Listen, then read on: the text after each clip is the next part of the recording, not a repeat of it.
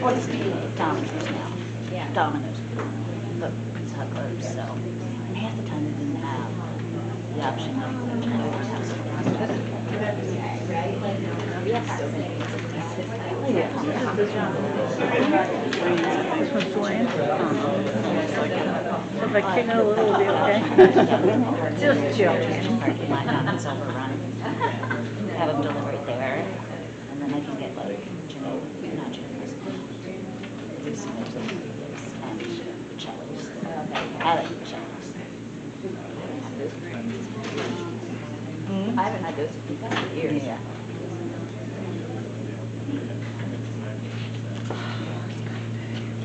Yeah.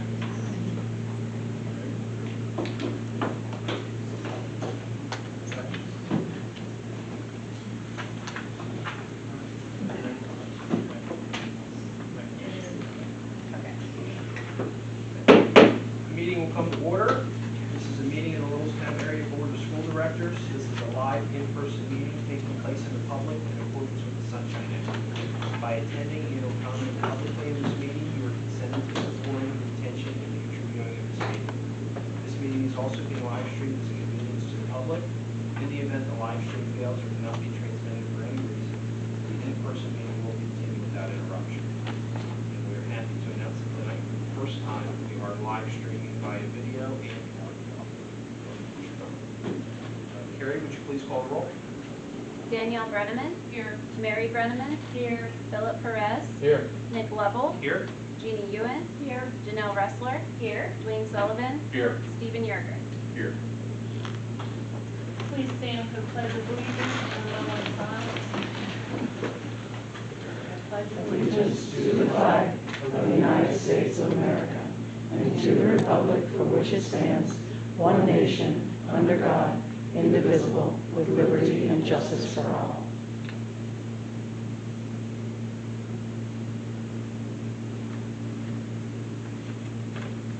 Thank you.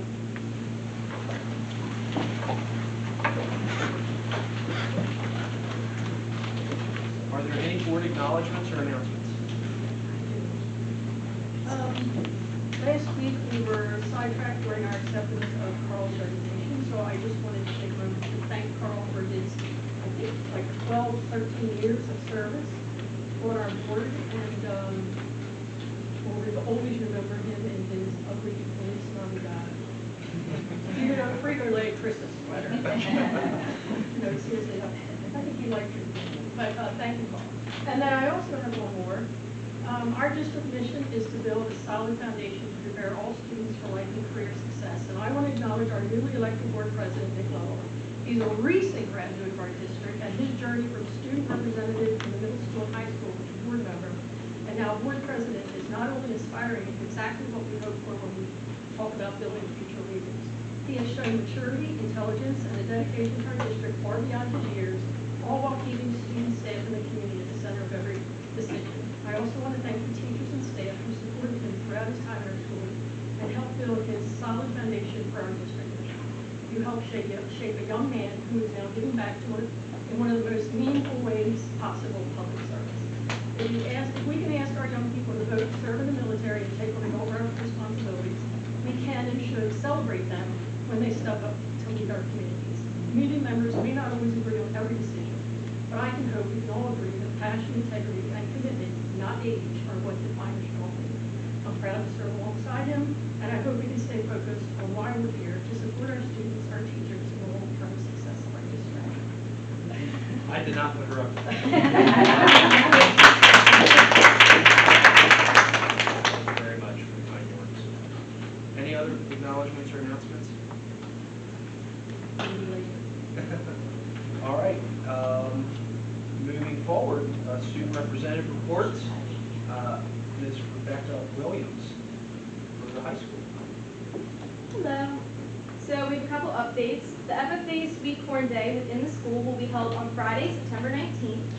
FFA students enrolled in the plant science class will be teaching elementary students about sweet corn, and the school food service will be serving FFA sweet corn that day at the cafeteria. The astronomy club is excited to have their first club meeting this month, and they hope to get a telescope this year to practice watching, star watching skills. And then the FBLA chapter is excited to begin a new school year in 2025. Our student officers have been hard at work planning fundraisers and events over the past few months in order to have a successful start to the year. We will have our first chapter meeting next Wednesday before school to inform our members about upcoming events, including our regional and state leadership workshops. As of now, we will be sending 17 members to the Kalahari Resort in the Poconos to attend the state workshop to make connections and gain applicable information in all things business. We look forward to a productive year here at the FBLA, representing our school at the national, regional, and state levels. And that's all. Thank you very much, Rebecca. Are there any questions? All right, sounds like you get off easy tonight. Thank you. Have a wonderful evening. Building principal updates. First up, Dr. Becker. All right, good evening, everyone. First thing I'd like to do is I'd like to thank Dr. Berryman because she spent the time last week informing us that the high school was named to the U.S. News and World Report Best Schools. That was something I intended to lean into tonight, but she did a great job, I think better than I would have, sharing some of the things that went into that and how they come up with the schools that make it on said list. I think it's clear that the hard work of the entire staff is obvious, and I would like to stress how proud that as a community everyone should be of them for landing in that place. Their commitment to the students and their success is really outstanding. I'd also like to give Dr. Berryman a shout out as being the individual there while a lot of those things were happening. So congratulations to all that were involved, and I'm again just very happy to be there and working with them. So next thing I'd like to report that we're happy to have had a successful start to the school year. It's hard to believe we're like in week 5 at this point of the year already, and operations in the building are back into their, I would say, typical flow, even with the building construction continuing to happen. So speaking of that construction, yet another continued thank you to Victor Trone and their staff, and his team has really allowed us to continue to operate with minimal impact, which is pretty amazing. With all the things that are happening up there, it's really no easy feat. So they have done a great job in allowing that to happen. And it's a nice position now because it's not even really that loud where they're at and what they're doing. So you can get away with what's happening in the building without it being disrupted. So next week we are nearing we're nearing next week's homecoming week, and I'd like to just urge everybody to join us for the parade, which would be at 6 o'clock. That's taking place next Friday, leading up to the game against that horrible Canada place. It should be a very enjoyable week for our students as they show off their school pride. I went to Hanover, by the way, so I'm kind of allowed to stay. Finally, tomorrow is National IT Professionals Day. So again, a big thank you to Dr. Naylor and his team for the work that they do and put in each day. So I think we've all experienced technology difficulties in our life and the things that happen. And I know I would struggle to get through those if I didn't have somebody that I could call and get help from. So to his team and those that are helping us out and work through those problems, thank you, and we appreciate your help. That ends my report for the evening. If anyone has any questions? Any questions for Dr. Becker? Thank you very much. Also got us all these. Mrs. Golden. Good evening. New students, including 6th graders and new enrollments and new staff, seem to be acclimating well and quickly. MAM staff is always willing to support new members of our school community, and it makes me proud to see the care and thoughtfulness that they put into seeing each other and their students succeed. Another source of pride has been regarding student conduct and behavior. With almost a month of school under our belt, we have had very few discipline issues, all of which have been minor.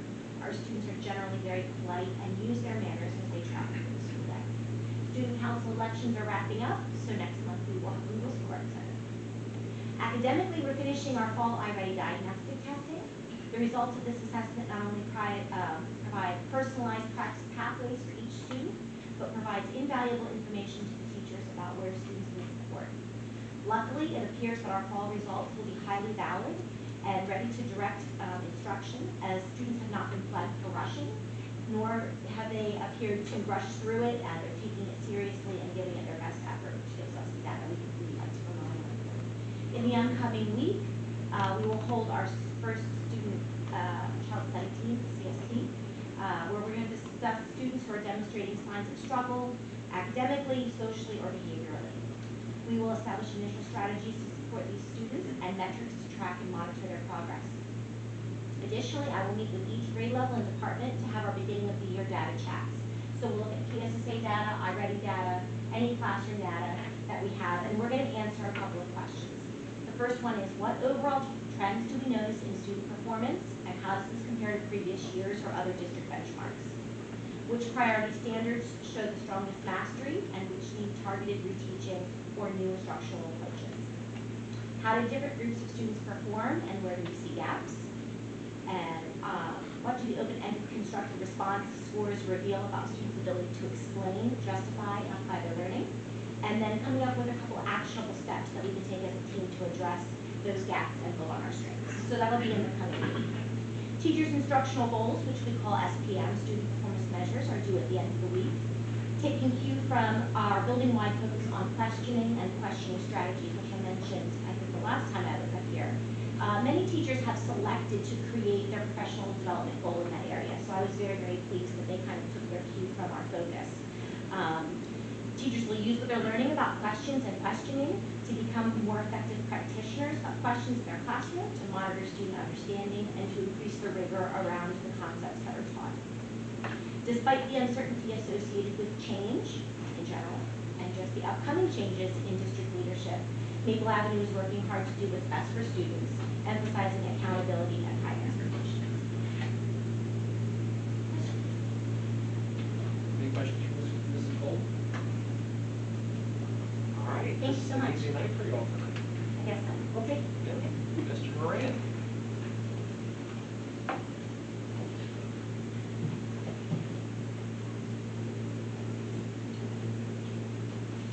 Well, I appreciate you guys giving me the opportunity here. As Jake alluded to, we're a month into school, and couldn't be more proud of what I see from our ACES team. We've had a great start to the school year.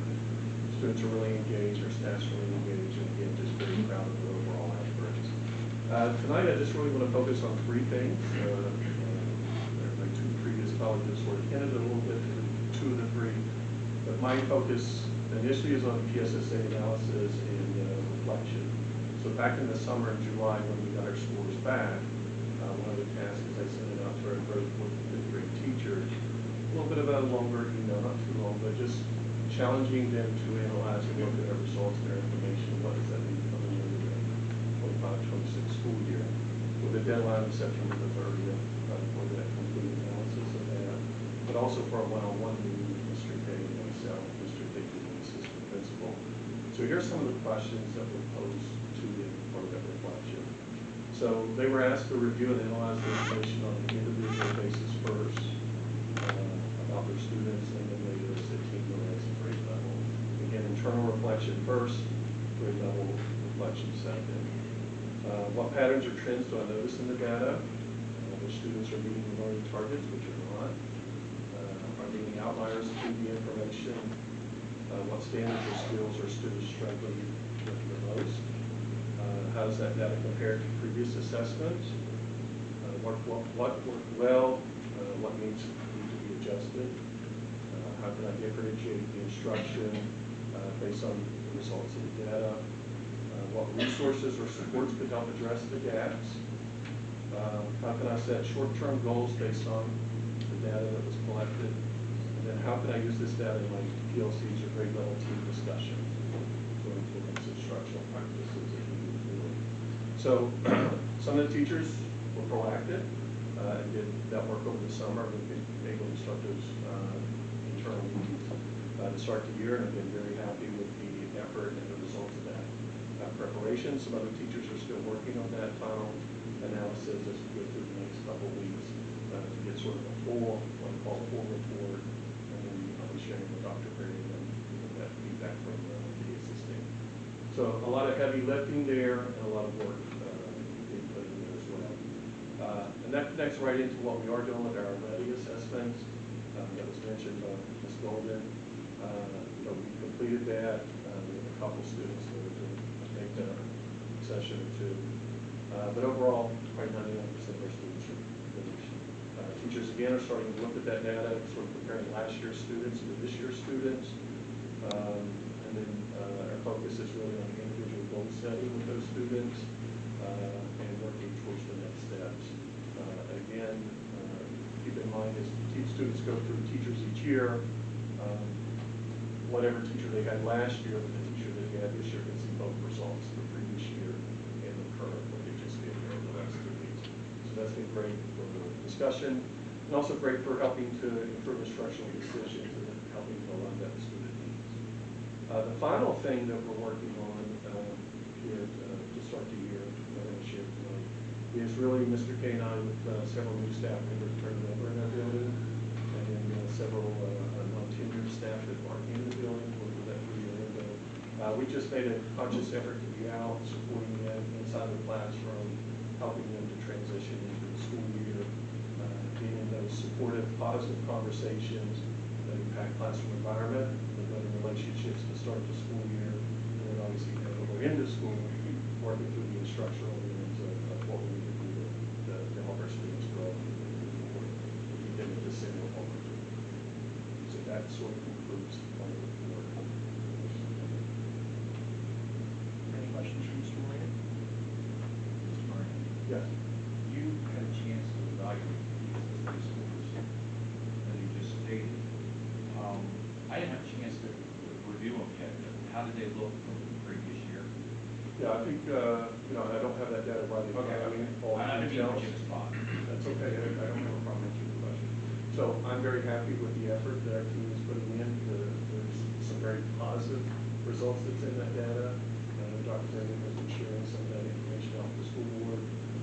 And then obviously we've seen areas that we need to continue to focus on work, and that's really part of what that task was about, is identifying their strengths of where students can be very successful, continue those practices, but also looking at where we may have struggled. Even though that group moves to a different grade level, Right. There's another group of students coming in, we can make sure that we're targeting those areas for the new groups. We don't repeat, for lack of a better way to say it, an area that may be a little bit of a deficit. We can make sure we put some more instructional time into that to help support our students and our staff. So you're actively in diagnosis mode to correct the problem for future students that come with it. Sure. Yeah, any assessment we're giving our students, whether it's a daily assessment inside the classroom with the teacher, or it's a state assessment, we're always looking to help improve our students and move them forward in the right way to support our staff with the right resources and curriculum. Are you seeing the iReady correlate to the SSA yet? We are in the process, and there's a crosswalk that iReady has that correlates between the SSA and iReady. That is also part of the task that the staff was asked to do last year, is to coordinate the crossover between those two data points and to see if they're consistent, reliability on efficiency or not. So we're in the middle of that process. We'll hear more later. Yeah. Thank you. If I could, just 1 minute. Sure. So, the student data that the principals have is the preliminary data. So it is the data tied to those individual students, so they can start digging into it and analyzing it. As far as the overall percentages for each grade level and where they fell last year, we're still waiting for the final data. So Okay. everything we received over the summer is preliminary. That's why you guys don't have final numbers yet. Thank you. But I will tell you, the preliminary data looks good. Thank you. It's moving in the right direction. That's good. I'm glad that Is that where, okay, I knew that I had shared it with Yes. some, but I didn't want to, so I apologize if someone left out. Yes, there was some movement in quite a few areas, some areas we still need to keep working on, but it's positive. All right, any other questions for Mr. Murray? Thank you, Mr. Murray. All right, Thunderbolt Foundation report with Mrs. Becker.